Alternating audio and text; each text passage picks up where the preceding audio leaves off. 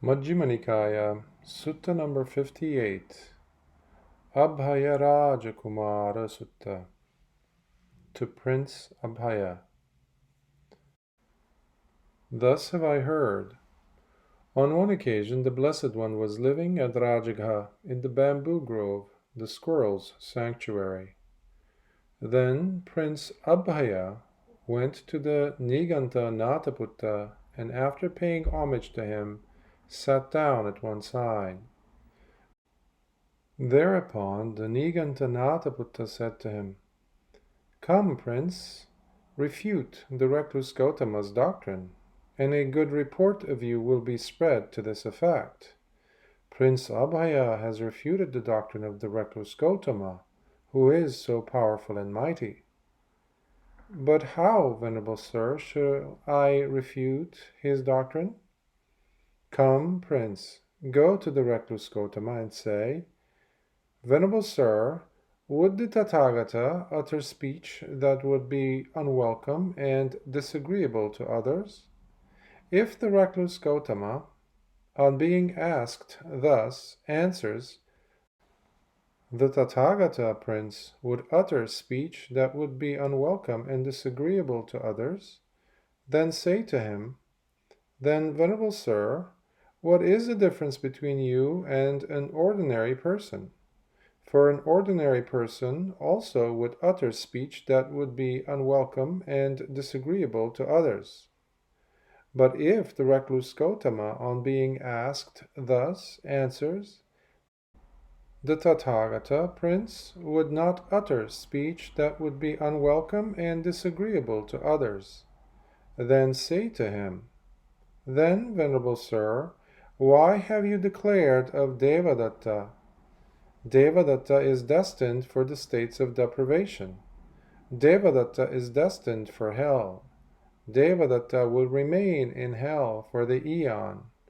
Devadatta is incorrigible.' Devadatta was angry and dissatisfied with that speech of yours.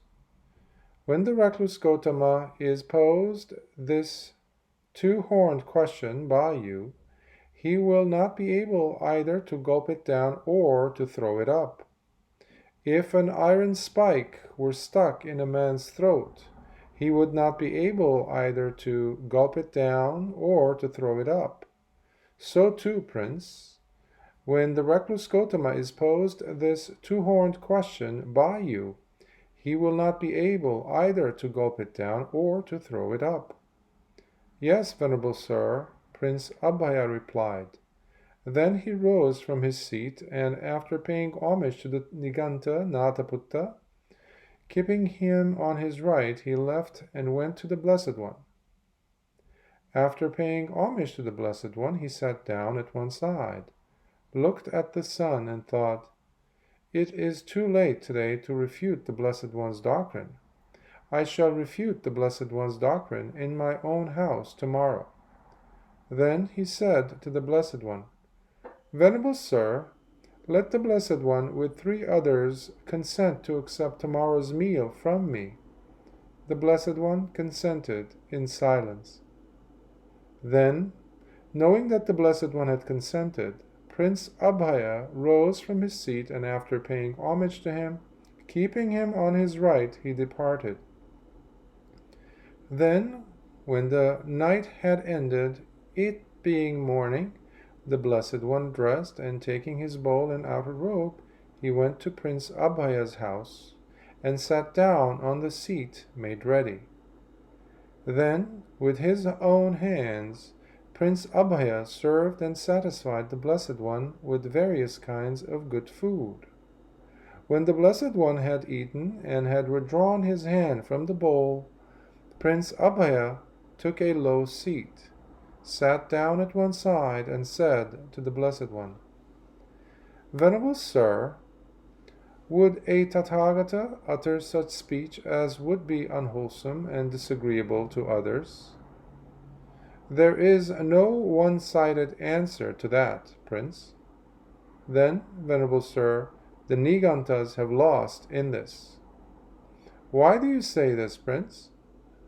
"Then, Venerable Sir, the Nigāntas have lost in this. Prince Abhaya then reported to the Blessed One his entire conversation with the Nigantha. Now on that occasion a young tender infant was lying prone on Prince Abhaya's lap. Then the Blessed One said to Prince Abhaya, "What do you think, Prince? If, while you or your nurse were not attending to him, this child were to put a stick or a pebble in his mouth, what would you do to him?" "Venerable Sir, I would take it out. If I could not take it out at once, I would take his head in my left hand, and crooking a finger of my right hand, I would take it out even if it meant drawing blood." "Why is that?" "Because I have compassion for the child." "So too, Prince, such speech as the Tathagata knows to be untrue, incorrect, and unbeneficial, and which is also unwelcome and disagreeable to others, such speech the Tathagata does not utter. Such speech as the Tathagata knows to be true and correct, but unbeneficial, and which is also unwelcome and disagreeable to others, such speech the Tathagata does not utter. Such speech as the Tathagata knows to be true, correct, and beneficial, but which is unwelcome and disagreeable to others, the Tathagata knows the time to use such speech. Such speech as the Tathagata knows to be untrue, incorrect, and unbeneficial, but which is welcome and agreeable to others, such speech the Tathagata does not utter. Such speech as the Tathagata knows to be true and correct, but unbeneficial, and which is welcome and agreeable to others, such speech the Tathagata does not utter. Such speech as the Tathagata knows to be true, correct, and beneficial, and which is welcome and agreeable to others, the Tathagata knows the time to use such speech. Why is that? Because the Tathagata has compassion for beings. Venerable Sir, when learned nobles, learned Brahmins, learned householders, and learned recluses, after formulating a question, then go to the Blessed One and pose it, has there already been in the Blessed One's mind the thought, "If they come to me and ask me thus, I shall answer thus"?